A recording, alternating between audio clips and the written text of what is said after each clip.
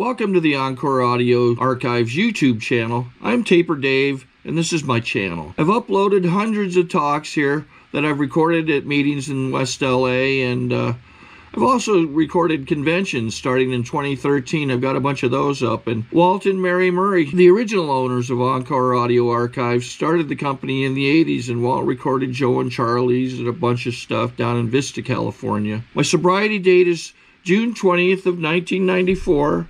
I hope you find something you like, so please like and subscribe to my channel and comment down below. If you want to hear something that I don't have or that you don't see, I'll see that I get it. Anyways, take care and have a great day if you want to.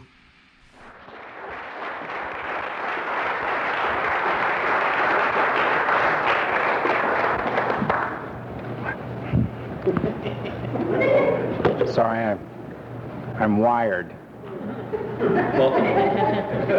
name is Earl. I'm an alcoholic. Hi, Earl. Hi.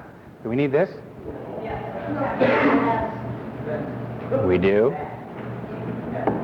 Lisa's looking at me like, oh God, what is he going to do? I'll leave it alone, I promise.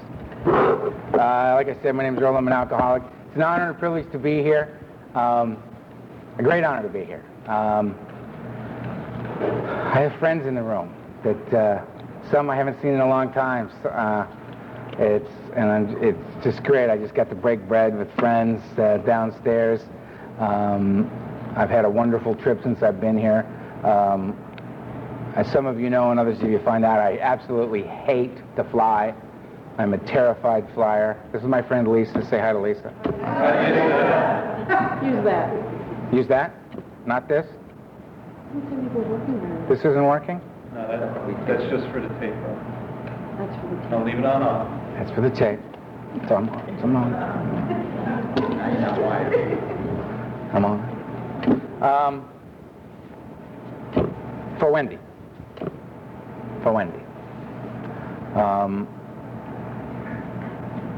Like I said, I hate to fly, and I left LA on. I realized all this while sitting on the plane waiting to taxi out. I got on an American Airlines flight in Los Angeles that was headed for New York on Friday the 13th. Yeah.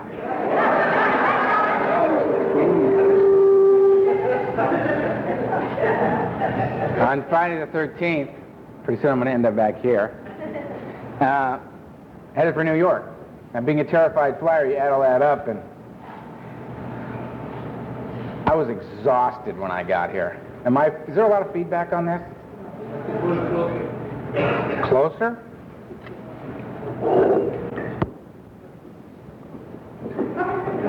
That's never happened to me before. I don't know what to do about this. It's never happened to me before.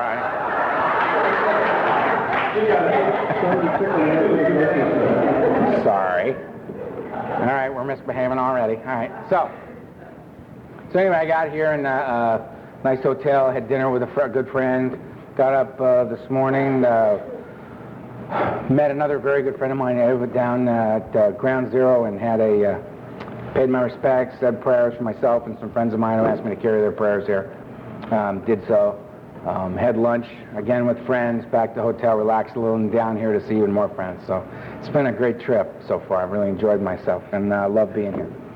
And we'll do anything for Hazelden. I think it's a great place. So I drank.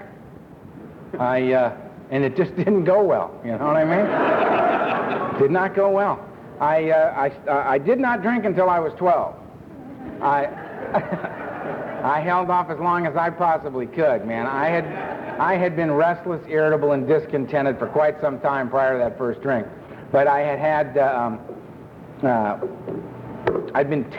they did an IQ test on me when I was like 12 years old. Turned out I had this real high IQ. I don't have it anymore, so I'm not bragging. Gone a long time. And so they decided it was time for me to become a man, so I was shipped off to boarding school. And how I went to boarding school was my father walked in my room and said, "Get in the car." All right, got in the car, and caravan of relatives. We drove and drove, ended up in front of this place. I got out of the car, my father got out of the car, nobody else got out of the car. He walked over, put a suitcase down next to me, shook my hand, said, "This will make a man out of you," and got back in the car, and they all left. Now, the fact is, I was being given an opportunity for a wonderful education. Held me in good stead to this very day. The feeling was that I'd just been thrown away by the people who knew me best in the world, and I didn't know what I'd done wrong. I didn't know why they'd thrown me away. Emotionally, it was a devastating moment for me. And I cried for 3 days and called my family and asked them to let me come home. You know, talking to my mother, saying, "I hate this, let me come home." You hear my father in the background, "Hang up." She said, "Gotta go." And after 3 days, it was like something broke inside me, and I said, "You know what? You don't want me, I don't want you." And I turned my back on my family, and I pretty much never went back. And 3 days into school, you know, the school was 250 boys. They'd scoured the earth to find 250 of the brightest, most disturbed young boys they could find. They put us all on this campus. It was like Lord of the Flies in this place, right? Strange, strange place. And everybody was 13 to 18, and I was 12. I was the youngest and the smallest kid in the whole school. So I knew I didn't belong there. I mean, there were teenagers there, and I was not a teenager. I was 12. I did not fit in. I did not belong there. I hated this place. 3 days into it, I met Tiny. Every high school's got a guy named Tiny, right? He's 6'4", 240, plays guard on the football team. And he found me, and he came up and said, "How you doing, punk?" And he slapped me in the back of the head and sent me and my books flying. And I had this out-of-body experience where you're watching yourself do something while your head's saying, "It's a real bad idea." And I walked up and I hit him as hard as I could. And he looked down at me and he said, "You know what, kid? You got a lot of guts." And he beat the hell out of me on the spot, right? And as I'm taking this beating, I'm thinking, this is going pretty good. This is going well. Because the fact that I'd taken a beating in my life, I knew how to do that. The fact is, I was terrified of Tiny, and he had said, "You got a lot of guts." My violence had masked the fear. He didn't think I was afraid. My first tool for living was, when frightened, attack. And as a result, I led a very, very violent life. Not because I'm a tough guy or a bad guy, but because I was a very, very self-centered, frightened human being. I went back to my dorm room after that, waiting for the bleeding to stop. Word spreads like wildfire across this campus. Watch out for this little Hightower kid. He's a maniac. He attacked Tiny, right? So now I got this reputation that's got absolutely nothing to do with who I am. And my world's just getting smaller and smaller and smaller. And the cool guys start coming around because they want to find out who the new maniac is, right? So they swing by. So this guy, Matt, swings by, sticks his head in my door, and he goes, "Hey, you want to smoke a joint?" And I looked at him and I said, "Well, yeah, I do, Matt." And I had absolutely no idea what he was talking about. I had no idea what that meant. All I heard was, "You want to hook up with us?" And the answer was, yeah. I'm alone in the universe as far as I can tell. Do I want to? Yeah, he could have come by and said, "Look, we're going to go kill the Spanish teacher. Do you want to come?" I would have said, "I'm with you. Let's go." So me and Matt wander down the dorm, and he picks up Steve along the way, and Steve's got a Tupperware container full of cheap red wine. Like no grapes involved red wine, you know what I mean? The fortified stuff. Very good, very good. We get behind the dorm. I'm standing there, 2 13-year-olds and a 12-year-old, children, total strangers, knots on my head, right? He takes a hit on the joint, hands it to me. I did what he did, burn my lungs. I don't like that. I do not like that. Here comes the wine. Took a pull on this cheap wine, burned down into my stomach, right? Oh, right?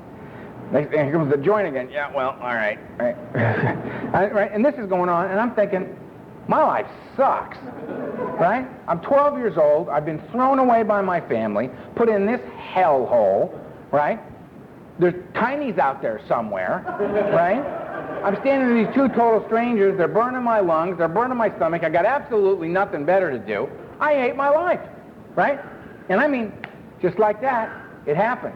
That thing that makes me bodily different from my fellows occurred. And suddenly, I'm comfortable. This feeling just kind of wafted up over me, and suddenly, I'm comfortable standing where I'm standing, doing what I'm doing with the people I'm doing it with. Never felt like that before in my life. I feel terrific. And I don't know, is it the pot? Is it the wine? Is it the fact that I'm standing here with my 2 very close personal friends, Matt and Steve? Because I'm feeling that, you know? I'm feeling that connection. I don't know, and I don't care. I'm here, and I like it. And I'm looking around. I'm paying attention, because I've heard, you smoke that evil weed, you're going to want heroin within 30 minutes.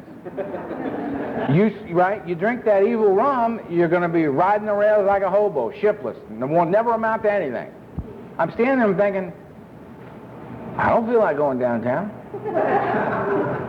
I don't feel like catching a train either. I feel good right here with my good friends, Matt and Steve. I feel good. So good, family, screw 'em. Not a problem anymore. Knots on my head, not an issue. Where's Tiny? Bring him on. Right? My problems are solved. Right here, right now. My problems are solved, and nobody's dying. Nobody's going to jail. Nobody's going to the nut house. No blood is drawn. All these things are going to happen, but they're not. That's not my experience at this moment. Based on my experience at that moment, I found the secret to life for me. I'm wondering why nobody told me about this sooner. Couple pulls on the cheap red wine, couple hits off a joint, I'm good to go. And I got up the next morning, no harm, no foul, no wreckage of any kind, went on about my business. But it was a whole new day. Because during the course of that night, I made a commitment to myself that I need to drink and use as often as I possibly can. Which turned into every day for the next 16 years, no matter what. And along that path, there were many, many, many good reasons to stop along the way, and I never touched the brakes. Because they talk about how we cross a line into addiction. Well, I think it's here. That's the line is right there. And the minute right in front of my lips, man, I drank, it's on. I've crossed the line, here we go. My life is no longer my own, man. And that was pretty much the way it was. It's humble beginnings, a little pot, a little wine, 13 with pills, any kind of pills. Only reason I took a pill was I was hanging out with these guys, and this guy said, would you like a couple of these pills? And I said, well, yeah, I would. He gave me 2 pills. 20 minutes later, I'm laying on the floor, and I'm very, very happy down there. And I can't remember what I was so upset about just moments ago. Guy comes by and says, can we get you anything, Earl? And I just said, what do you call that? He said, Tuinol. I said, huh? Tuinol. Ask for that beauty by name right there. That's a beauty. I got strung out on Tuinol, Seconal, Placidil, all that stuff, right? I mean, I remember the last time I kicked Placidil, and I couldn't even talk. I mean, I'd been there like 10 days, and how you doing, Earl? Oh, you're better. Good.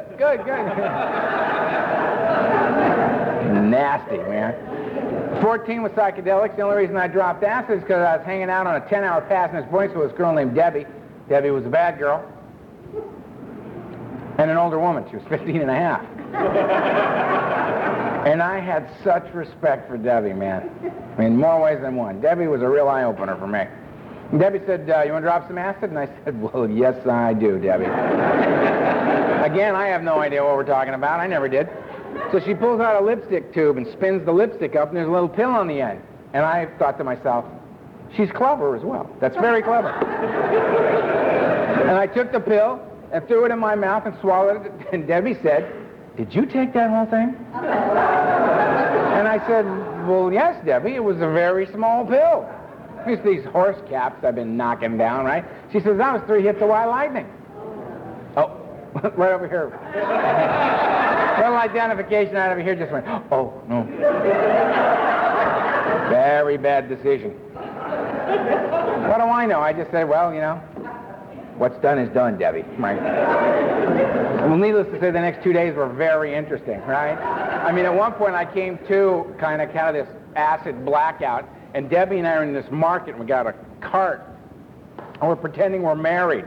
And I looked over to her and I said, do we have any children? And she said, yes, we have 2. I said, then we're going to need these diapers right here.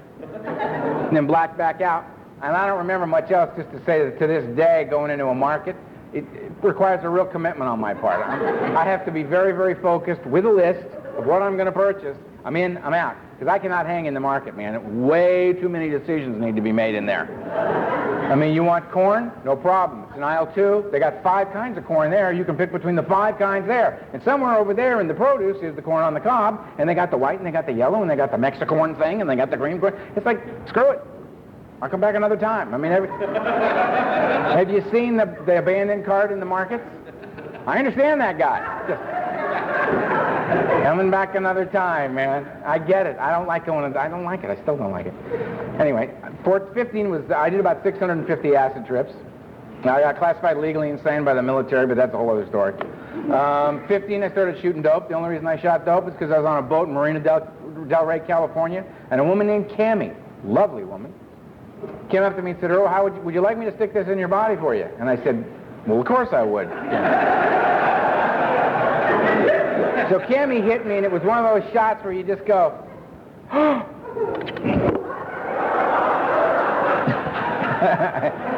I remember thinking on the way down, oh yeah, that'll work. That's excellent, right? And I mean, to me, it's just another color in my paint box, you know? It's another color in my paint box that I'm going to wake up every morning, I'm going to open my paint box, and I'm going to say, what picture are we painting today? What combination are we going to get working here? It doesn't really matter because it's all anti-Earl medication. If I can get enough of what, my drug of choice is, what do you got? If I can get enough of what you got in my body, I can kill the fear. Because that is the whole point, isn't it? I got to make it possible for me to be able to breathe in and out and leave the house.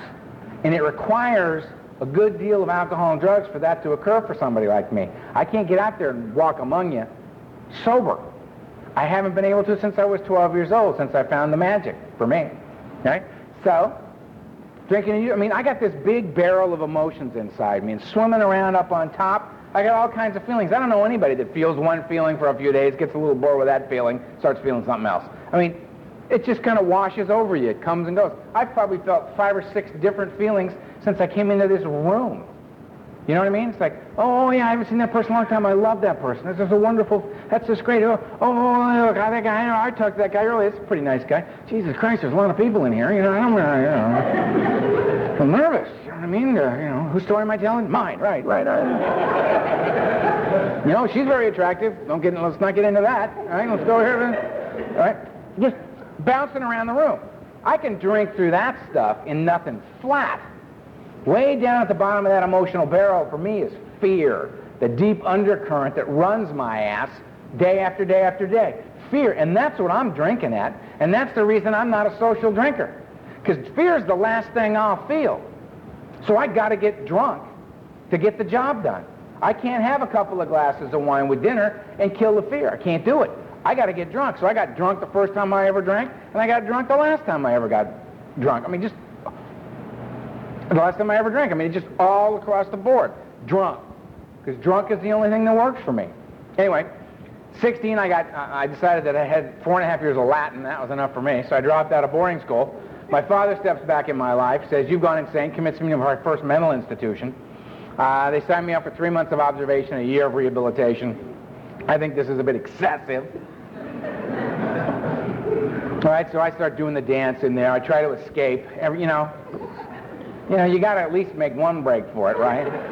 You got to. And I'm not taking my 3 cups of pills a day and shuffling around in this joint. I'm planning my escape. I'm looking around. You know what I mean? They got the exit. They got them here. They got a red exit sign all lit up. They had green ones in this nut house, right? And I remember looking at that and going, well, there it is. That's all I want. I want to exit. So I'm having my meals with this woman named Kilday, who was completely nuts. And Kilday, all you had to do to get Kilday flipped out was look at her and say, hey, Kilday, how you doing? Kilday. Wow! Kilday would flip, right? And all the staff would lunge for Kilday, you know what I mean? So I got my thing. I mean, every meal was like dinner and a show, you know what I mean? You get your little meal with your plastic utensils, you flip out Kilday, and just watch the staff run around trying to get... So I'm sitting there minding my own business, and I'm going to use Kilday as my diversion to get out, to make my break, right? So I flip Kilday out, and Kilday goes flying off in that direction. I'm at it, ready, go!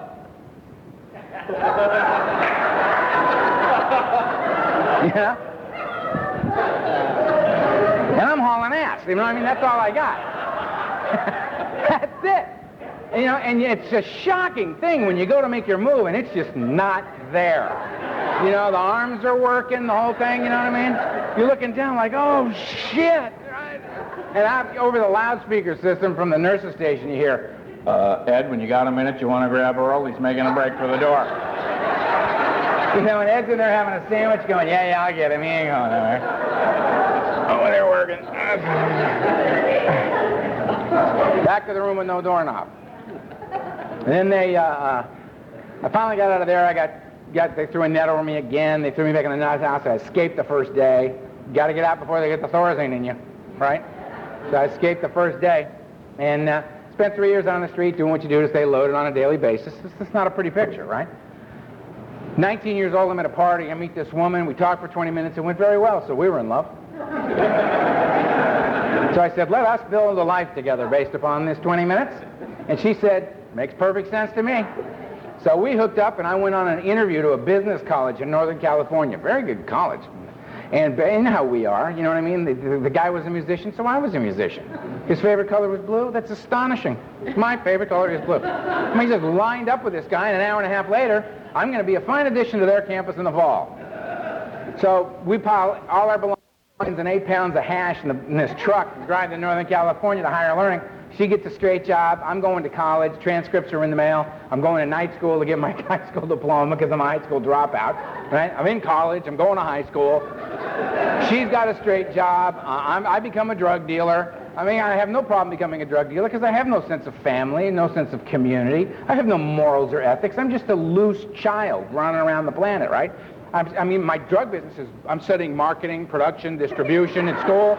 My business is booming. I got international clients. I mean, this is terrific, right? The fact that every day I'm doing things every day that could cost me 30 years of my life, right? This is not a problem for me, right? I'm going to be dead soon anyway. Why the hell not, right? So I'm blasting along through this stuff. 20 years old, I get there. I had to move her. I had to move. Lovely Rosemary had to be moved back to L.A. because she was just not working out. I mean, she was saying things to me like, "I'm too high." Well, you know, if you can say it, it's not true. You know what I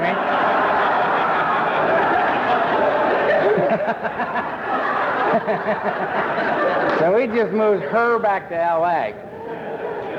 She was glad to go. I was starting to scare her, right? And I'm using the way I want to use, and I go get a physical. I had to get a physical for some reason. Turns out I've got malignant cancer. Well, of course I do, right? So I fly back to L.A. They do major surgery on my upper back. They put me in the nuclear medicine program. They prepare my family for me to die. They tell me I'm going to die. And I look at them and I go, you know what? You don't even know who you're talking to. I mean, little do you know, but the way I'm using, that's coming up like twice a week, you know? You're not really scaring me by saying I might die. I've been hearing that a lot lately, you know? Because I'm starting to overdose and take the ambulance rides and get the stomach pumped and do all the, all that stuff that you do.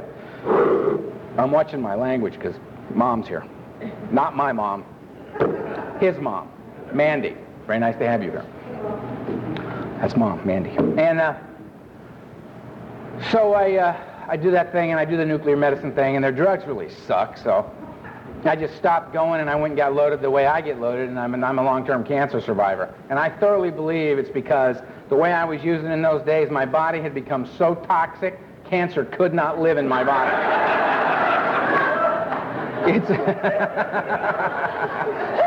There's a woman over here who just went, oh. That's just a terrible thing to say. Oh, stick around. It was, so long term, I have had no bouts of cancer for 29 years. Anyway, I never really think of myself as a cancer survivor because, I mean, compared to alcoholism, that was a snap.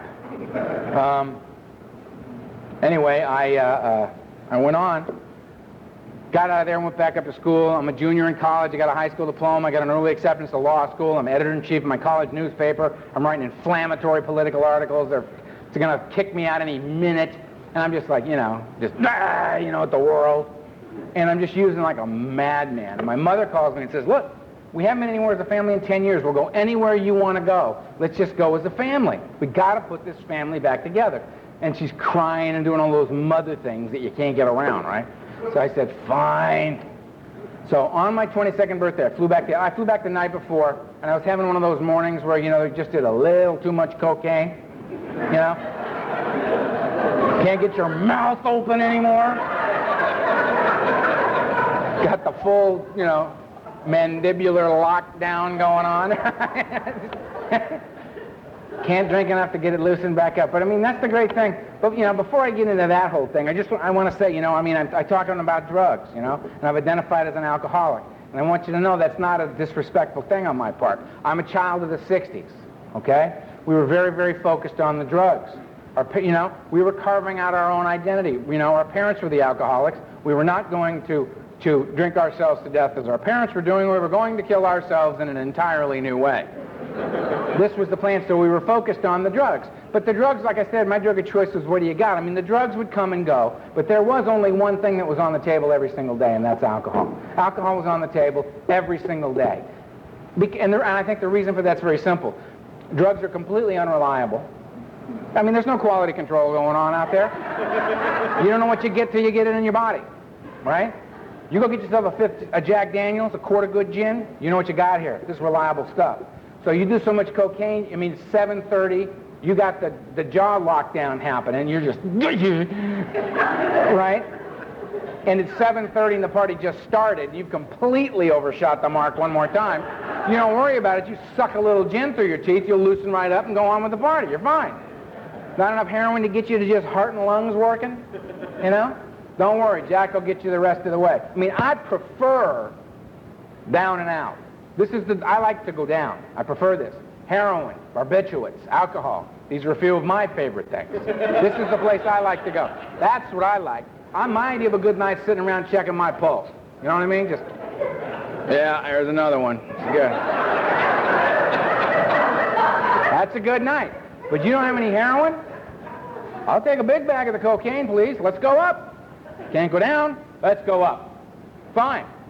Want to drive around all night decoding license plates? Sure. Sitting around listening to the air around my head? Yeah, sounds like a good plan. I understand there's some methamphetamine addicts in the room this evening, which is always a good plan. Here's what I'd like. I'm just going to pee on this live wire, all right? And while I'm doing that, just smash me in the face with a shovel, will you? Because I kind of like the way that feels.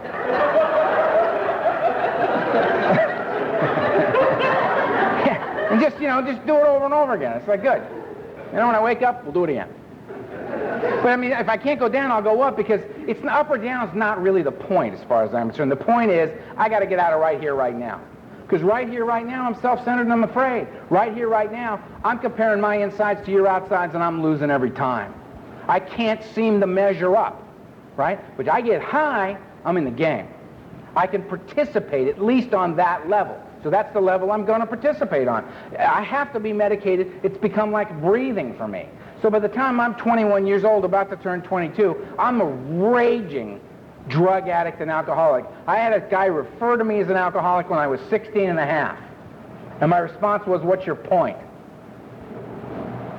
You go your way, I'll go mine. This is what I do. This is how I function. This is how it's possible for me to be in the world and not locked down in a nut house somewhere. This is how I make it out of the house. If that's a problem for you, then just step off. I'm going this way. So my mother calls me and says, we got to go as a family on this trip. I say, fine. I fly back to LA, and on my 22nd birthday, we take off the flight to Guadalajara, and on the way there, the plane crashes. And my mother, my father, my little sister all died in the crash, and I didn't, at least physically. I woke up on a mountain in Mexico, and my skull was fractured, my back was broken in 3 places, I had a crushed arm, a crushed leg, I was paralyzed from the waist down, I had a lot of internal injuries. The only thing I could move was my right arm, and I was awake. And I'm laying on this mountain, and my mother's laying right over there, my little sister, whose name was Kimberly, is laying right over there, and my father's laying right over there. And I can't get to any of them to help them. So I just had to lay there and watch them all bleed to death in front of me.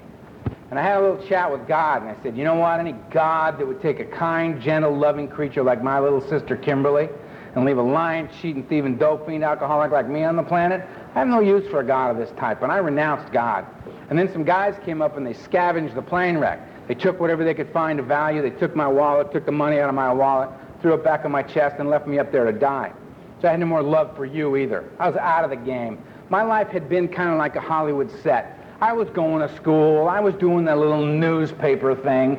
You know what I mean? I was trying to make a living, build a decent drug business. You know what I mean? I'm trying to do these things so that you'll see, well, he's productive. We'll get off his back. And because I needed you to stay off of me so I could drink and use the way I needed to drink. Well, after that moment on that mountain, man, I watched those people die and I thought, you know what? I have a profound hatred for God, and I've been so afraid of you for so long, I feel a profound hatred for you as well. I'm out of the game, man. I don't need to do anything anymore to convince you I'm okay, because I don't really give a shit what you think. I'm out. I'm out. I'm going to drink, I'm going to get out off this goddamn mountain, and I'm going to drink and use the way I want to. And you don't like it? Just park it. Move off. You got alcohol, drugs, sex, money, information on how I can get any or all of the above. Let's talk. You don't? Get out of my way. I got no interest in you. I do not want to get to know you, all right? I don't want to be your friend. And my parents knew me better than anybody in the world, and they threw me away. Why the hell would I want to get to know you?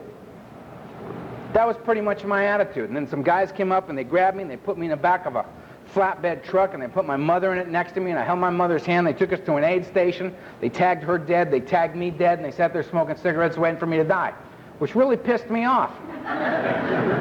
They didn't. I didn't die. They finally took me to a hospital. They got my ID. That brought the federales, because the federales wanted to know what I was doing back in Mexico, which is another story we don't need to get into here. But for 3.5 days, they interrogated me through an interpreter and wouldn't let me give me anything for pain. And I had a bad 3.5 days. I went to places physically and mentally and spiritually that I didn't know a human being could go to and come back from. And I finally called a buddy of mine in Northern California, called some of our associates in Mexico City, who flew in a plane, and they paid a few people, and they plastered me from the neck down and smuggled me out of Mexico, and I spent a long time in a hospital in Southern California. Came out of there strung out on Demerol. I went on my last run. It lasted for 6 years. And you got to understand, when I say I went on a run for 6 years, I mean I went on a run. It was a solid 6 years. There were 3 times that I got sober. They were for 72 hours each. The only way I could do it is I knew I was dying. I'd go to this little bootleg sanitarium in Hollywood, complete bootleg illegal joint. You give them $150 cash. You give them your wallet, your car keys, your big bottle of Valium, your gun, whatever else you had. They take you in the back, strap you to a gurney, shoot you full of anticonvulsants, and let you rock. And you come out the other side of that 72 hours later, you're either alive or dead, and they send you to the morgue or home, and they didn't really care which way you went. They had their money. And I'd rock like an animal in there, hurting so bad, kicking like it's like a dog. And I'd reintroduce myself to God and say, you know what? You get me out of this sane and alive, because both seem to be in question, I will never, ever, ever, ever drink or use again as long as I live. I can't take the madness. I can't take the pain. My ass is kicked. I'm done. And I meant it with every fiber of my being. And they'd let me up that gurney, and I'd go walk out. They'd give me my car keys and my wallet, my gun and my Valium, and they'd say, now, Earl, you know you're an alcoholic. You be a good boy and don't drink anymore. I'd say, no, ma'am, not me. My ass is kicked. I'm an alcoholic, and I know it. I'm a drug addict. I know it. For me to drink is to die. But I didn't know what alcoholism was. I didn't know what I was up against. I'd walk out the door and say, I'm shaking like a dog, man. So I'd take, 50 milligrams of Valium to get the shake off. And I'd come to in a different city 4 days later, having no idea how it happened again. I'm that guy in the book, man, pounding on the bar. What the hell happened? I didn't want to do this again. I don't want to be here. I haven't had fun in 6 years. I'm not getting high. I'm feeding the beast. That's all I'm doing is feeding the beast, man. And he's kicked my ass. Came out of my, got war stories forever. Who doesn't? Woke up in my last blackout, and here was the picture. I had hair out like this. I had a beard out like this. I was yellow. I was psychotic, and I don't use the term loosely. Could not distinguish between the true and the false, fantasy and reality. I was just mad. My heart was swollen. Couldn't touch the liver or the kidneys. Bad news, man. Bad news. Both my hands were broken. I'd broken 74 bones. I had over 650 stitches in me. I'd been stabbed twice, shot at. The violence had been insane. My family was dead. I had no friends. I had no place else left to live. They were deciding whether or not to charge me with attempted murder. Again. And I had the moment of clarity. And you know what? None of that stuff mattered. I can drink and use in the face of all that. What happened was that I had the moment of clarity, and that was I'm not connected to another human being on the face of the earth. And that's the direct result of my behavior. The FBI didn't do this to me. My father didn't do this to me. God didn't do this to me. This is on me. And I'm the one that's going to have to do something about it. And I raised up 2 busted hands and I said, help. And they called an ambulance, and the ambulance came and got me. I had my stomach pumped so many times I could talk to you while you did it, And they took me to the ambulance, they pumped my stomach at UCLA Emergency, and they said, get him out of here. He's a pathetic old man drunk and he's going to die. I was 27 years old. Took me by ambulance to another place. I stayed 3 days. I got worse. They took me by ambulance to another place. I did 12 more days of detox and 30 days on a free bed. And I came out of there and they said to me, you don't want to die, you better go to AA, Earl, because it's the only place a guy like you's got a chance to live. And I said, okay. I had been beaten to death by my disease because I was never going. I was going to drink and use till I died. And good riddance and thank you. But I had the moment of clarity, thank you God, that said, you know what? You don't have to die. And it doesn't have to be like what you've known up to now. Because see, I just thought it was going to be more the same. I didn't know. This can be different. Life, the experience of being alive on this planet can be fundamentally different than anything I had ever known up to that point. And I said, okay, we seem to be at the fork in the road here. Either I'm going to continue to blot out the intolerable nature of my existence, or I'm going to accept life, spiritual aid. I'm going to have to get some help, a plan based on a spiritual way of life. So I came into the back of an AA meeting. It was a Friday night, basement of a church. Sat down in the back with my arms folded, with my best tough guy look on my face, mad dogging everybody. It's like, what do you want? You know? You don't want to talk to me. You don't even want to be looking at me.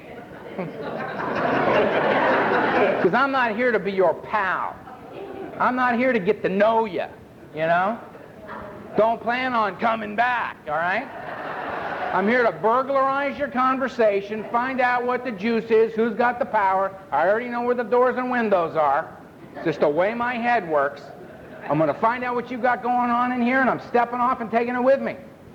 Because there's no way I can get to know you because you look like reasonable people. And if I tell you the things I have done in my life, you're going to ask me to leave because that's what reasonable people would do. So there's no way I can get to know you. So let's just agree to just not talk, you know, and I'll listen. Because apparently, this is the last house on the block for me. Aren't we all thrilled to hear that? And they were like, but every meeting's got a new guy who's just caught fire with AA, and here comes this new guy with 9 months. His name is Vegas. I just ran into him in a conference up in Northern California a couple of months ago. Vegas walked him, he's coming at me. I'm mad, I'm throwing this guy serious signals, right? Oh, do not come talk to me. Because you're all shiny with your little shiny haircut and your little slacks on, you know, and you're smiling, and I hate that. Nothing to throw this guy off. He just saw a new guy. Right? Here he goes. He says, hi, I'm Vegas. I'm an alcoholic. And I said, so what, Vegas? Ain't exactly the highlight of my life. I don't know what you're so thrilled about. Get away from me. And he looks at me and he goes, keep coming back. And there's like 3 little AA guys over here that all went, ooh, did you hear that? Told them to keep coming back. Nice one, Vegas. And I'm looking at all of them like, you saps, I can't believe I'm listening to this shit. Yeah, thanks, Vegas. That's beautiful. Deep spiritual significance to that, I'm sure. You seem to all know what it is. I don't. Once again, we've pointed out the fact that I'm the loser and don't fit in. Loving your program so far, fellas. I'm sure when I go home tonight and I'm pacing the room, ready to kill myself for several other people, that little keep coming back thing's really going to help. If you're new and they do that to you, I hope you have more courage than I did. Step up to the plate.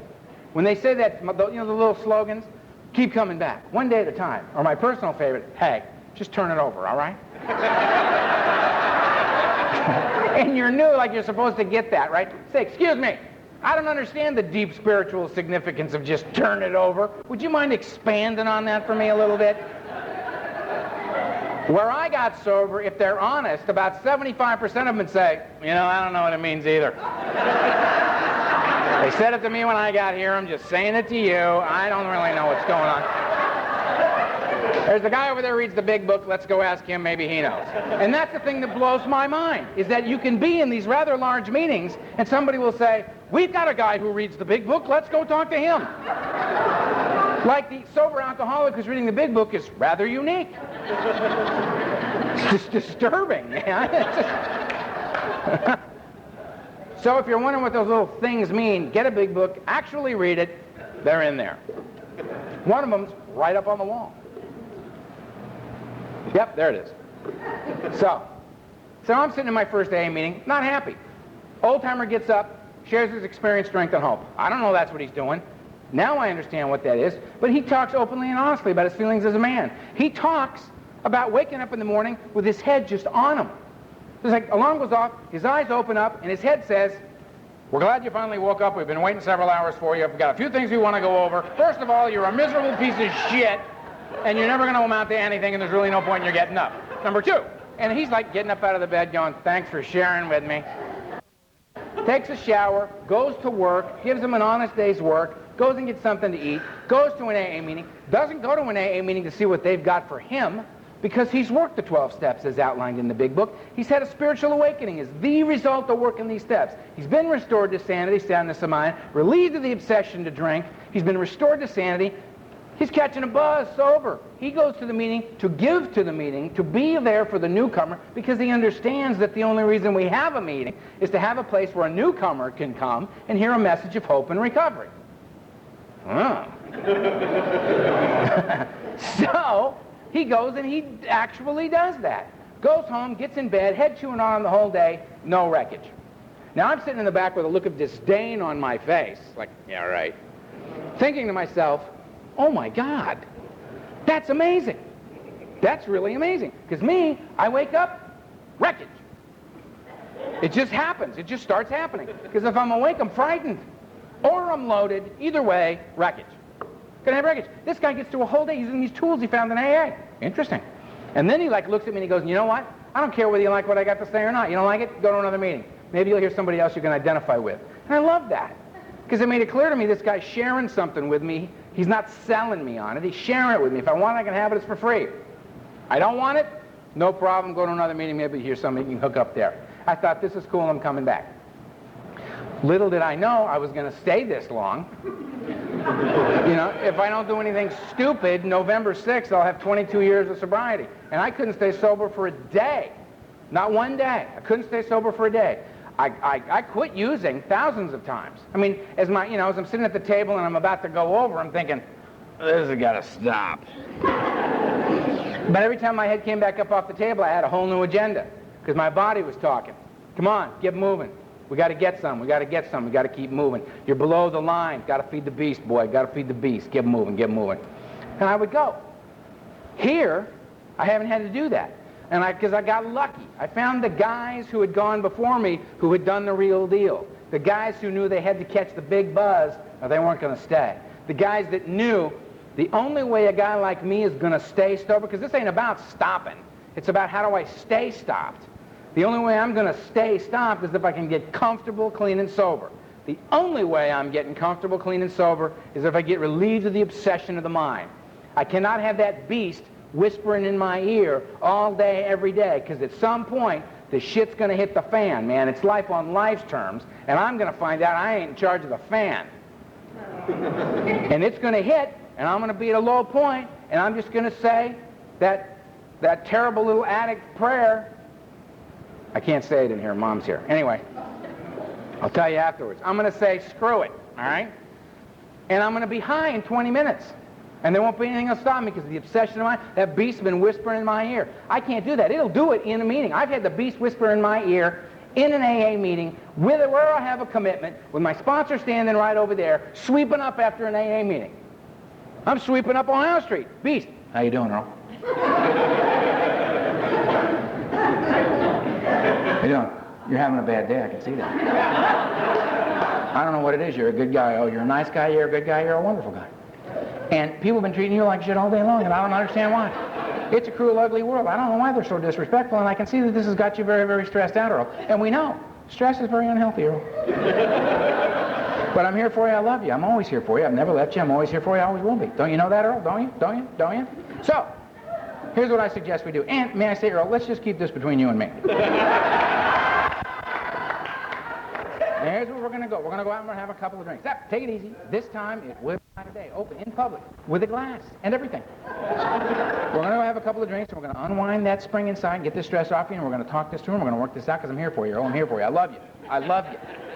I'm here for you, and I love you. And then we're going to come back to AA, and no one needs to know this. We're in, we're out, we're in. It's just very good. We'll be right back. Nobody needs to know. We're going to be fine. Just trust me on this. It's going to be all right. And I'm sweeping up Ohio Street going, well, yeah. See, what I do then is then I go have a couple of drinks. I activate the physical phenomenon of craving. It's on. I woke that beast up. I woke him up. Got a whole new voice now going, whoa, good to be back. Now get yourself a piece of paper and a pencil, Earl, and write a few things down. And grab the car keys, because we're on our way downtown, brother. Don't you know it? And I'm like, okay. Have you ever had that? You're driving to the connection or you're driving to the bad place, and your head's going, what are you doing? And the only honest answer you can give is, I don't know, talk to him, man. I'm just a driver. And it's on, and my life is up for grabs one more time. I got to get the beast. I got to get rid of the beast. That's why I love it. I talk about this all the time, right? Every once in a while I'll be sitting in a meeting and some guy I like want to share, and I'll say, well, and he'll go, Beast talking to me right now, and I just look at his face, and his eyes just kind of go like that when he says it, because the beast just went, hey, hey, hey, hey. I said between you and me. You're talking about it in an AA meeting? What are you, nuts? You're going to pull this shit? I'm not talking to you anymore. A little crazy over here. I love those guys. I love the guys that come and tell the truth. Bob, alcoholic. Hi, Bob. What do you got to say for us? Well, first of all, screw all of you. I hate AA. I hate you. You in particular. I really hate you. Your steps suck. Your coffees suck. Your meetings suck. Your book is pathetic. Thanks for letting me share. The whole meeting does that. They go, all right, Bob. I love Bob. You know why? Bob felt like that at home. Bob got his ass off the couch, got in the car, drove to the meeting, and did what? Told the truth. He told the truth. I'm looking at Bob. Everybody's looking at Bob going, shame about Bob. I'm sitting there thinking, I don't think so. I think Bob's doing all right. Bob's all right. He's pretty pissed off about being here. I think that's reasonable. I was pretty pissed off. I said, excuse me, did you say AA? I got to go to AA? Are you insane? Go to AA? Oh, AA? Not AA. Nobody wants to come here. Bob's pissed. What a shock. Let Bob be here. So I come in the meetings and I'm listening, and they go, get a sponsor. I said, fine, what's the sponsor? And they said, somebody who's got what you want. I said, well, I personally would like to drink. So maybe it's a little early to be throwing the ball back in my court. You know what I'm saying? Maybe I need a sponsor who's got what he wants. Personally, I think that's a much better idea. So I went and got a sponsor that had, I got a vicious sponsor. I got the late, great Donald Madden to sponsor me. Donald Madden, the man who saved my life. Donald Madden, bigger than life. Donald Madden, the only committed to 23 mental institutions. The only man I've ever met who was evicted from the nut house. Because they went to him and they said, you have to go now. If you don't go now, you're never going to leave. You're going to be one of the ones that we just put out and get him a little sun every now and then wheel him back in. You got to go. They threw him out of the nut house. He ended up in AA, and he was there to save my life. And when I went up to this crazy, insane, wonderful human being, and I said, because I wanted what he had. You know what he had? I had a passion for living. He had a passion for every day. He was excited and thoroughly involved and focused in this moment of this day. Donald Madden could get in here. He could get right in there and stay there. Astonishing person, right? And I went to him and asked him to sponsor me. I said, will you sponsor me? And Donald, in his subtle way, said, what? And I said, will you sponsor me? He said, yes. And you don't have to like it, and you don't have to think it's a good idea. You just have to do it. And I went, all right. I'm not sure I know what that means, but okay. So Donald would call me every once in a while and tell me we were going to an A&A meeting. He'd call me up and say, we're going to Ohio Street. The meeting's at 8:30. We'll see you there at 8. Click. But this man never asks me anything.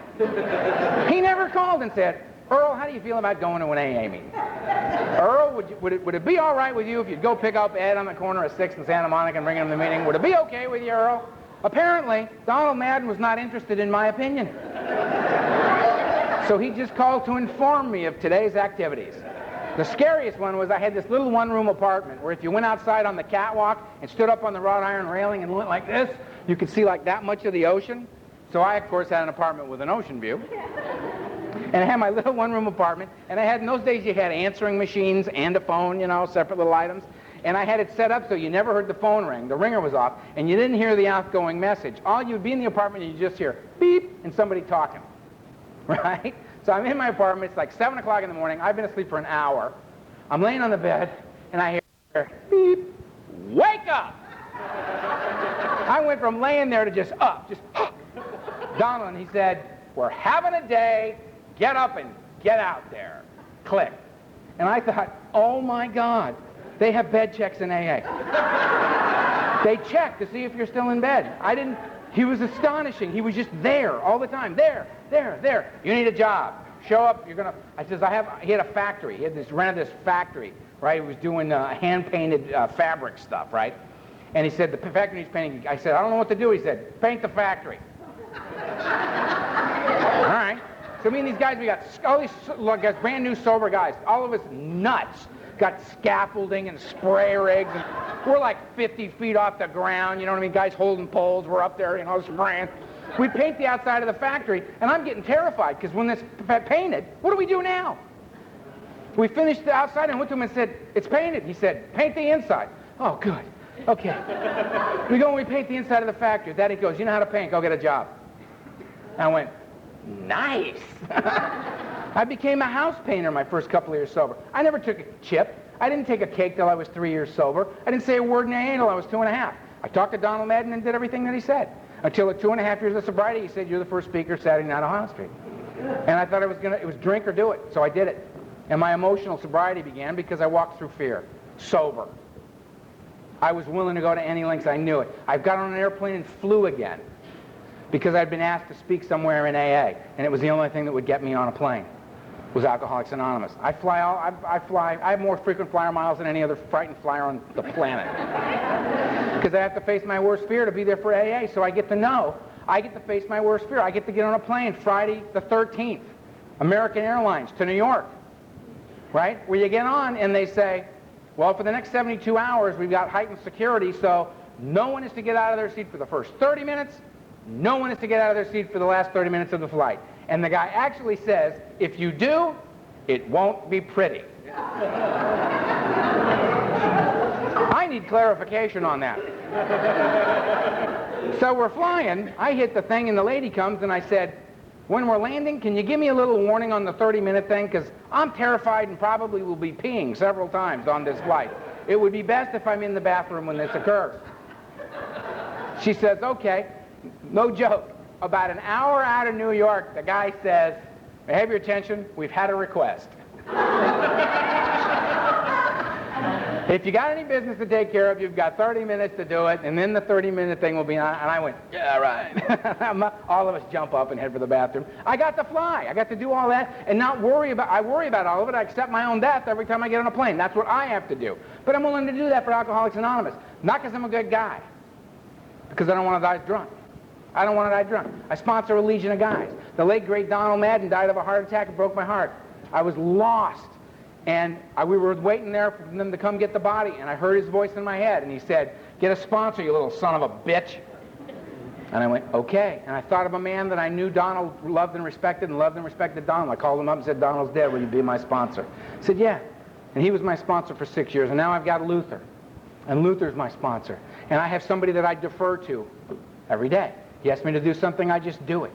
Because I have to remain the student here. The humility is the willingness to learn. I've got to have that. I got to be willing to work those 12 steps and know what that triangle is about. The pin that Ava gave me. The triangle with the circle, an ancient spiritual symbol that stands for mind, body, and spirit brought together as a whole human being. Therein lies the balance I've sought, but never had drunk or sober. Unity is the body, I must bring it here. I couldn't get sober, but we seem to be able to together. Okay?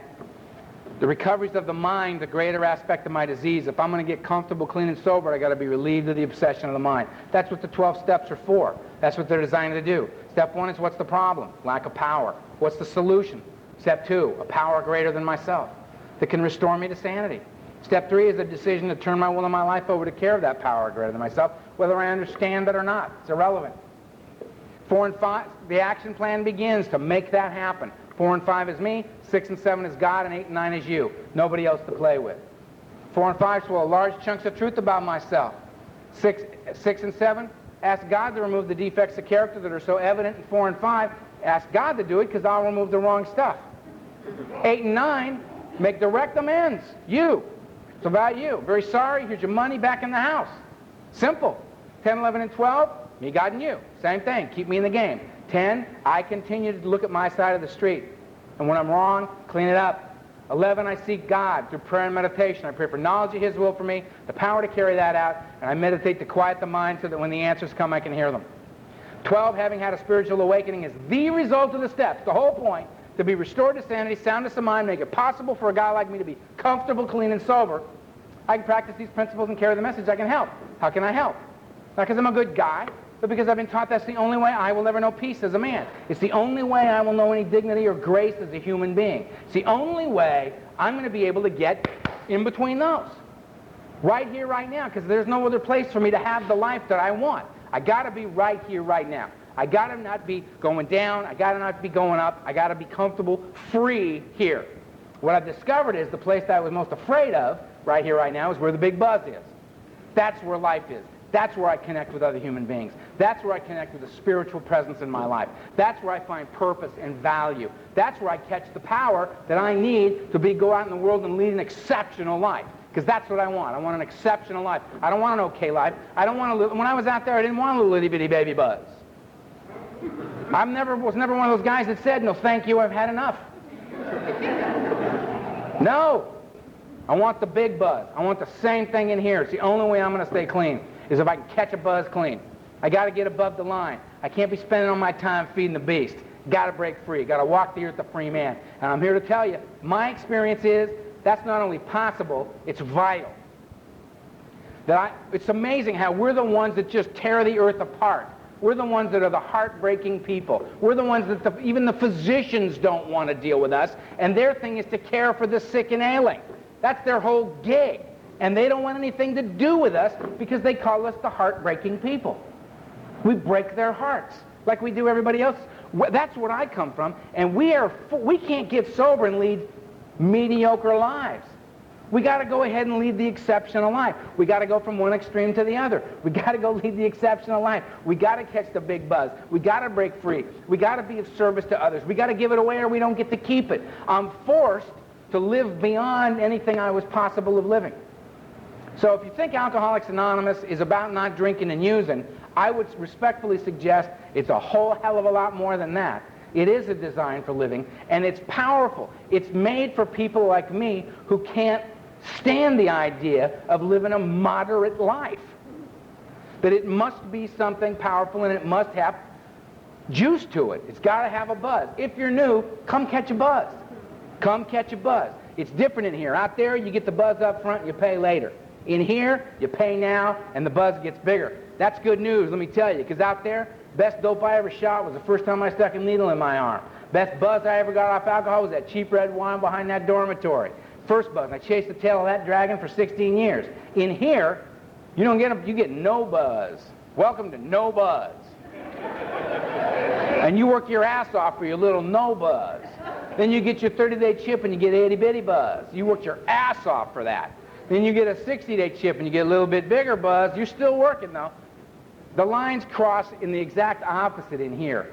The longer you stay sober, the bigger the buzz can be, and the less you're going to have to work to get it. Because the same 12 steps that I practiced as a newcomer are the same 12 steps that I work today. And I don't have to struggle to figure out which one to get after because I know what I got to do. I can just jump it. So the pain is less, it doesn't last as long, and the good times just seem to roll on. Because I can take life on life's terms now, because that's what I expect to have happen, is life on life's terms. And it's a wonderful, joyous ride. If you're new, please stay. Give this thing a shot. Do this thing.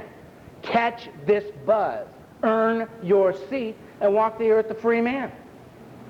No longer a slave to drugs and alcohol. It's a beautiful path, and I hope you stick with it. I'm going to do my best. Thank you. Peace.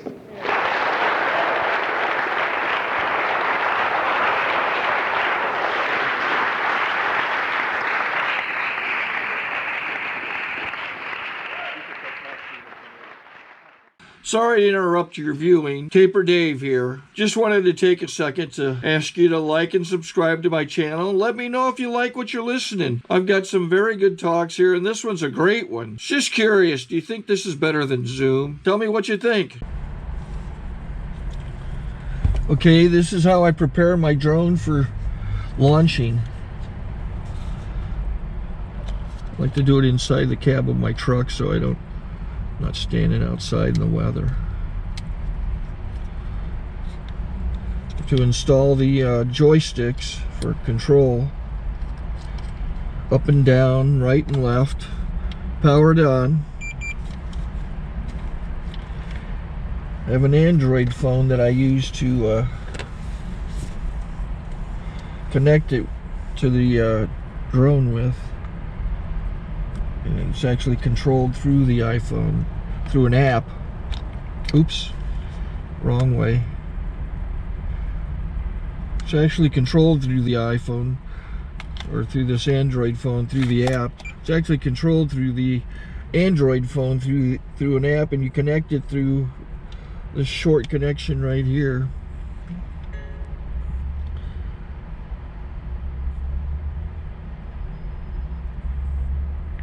Remote control connected. Remote control's connected. So I pull out the drone. I have to extend the legs. Long legs extended first, then the short legs. Remove the gimbal protector. Set that aside, then power it on one short burst, then one long burst. I lay it down. So I have to go to calibrate. So the drone's not connected yet. It shows you here as this drone gets disconnected, even though the remote's powered on. So the drone has to establish it's connected. So I go into the app to calibration mode. First I'll calibrate the remote controller. Start calibration. Out, in, out, in, up, down, and then this little wheel is to control the gimbal. So it's calibrated. Go to gimbal calibration, start calibration, and then it calibrates the gimbal. I don't know if that shows up. The gimbal's moving all over the place. Changes, you can see it on the video. And I'm calibrated to take off. It's acquired 7 satellites at the moment. There are 26 satellites up in the sky, which it has to acquire before you can take off. So it's connected. It's got enough satellites. This is white. I can go to press this little arrow button, swipe right to take off, and it would start the motors if I slid this to the right. But I'll wait till I get outside. Don't want to do it inside.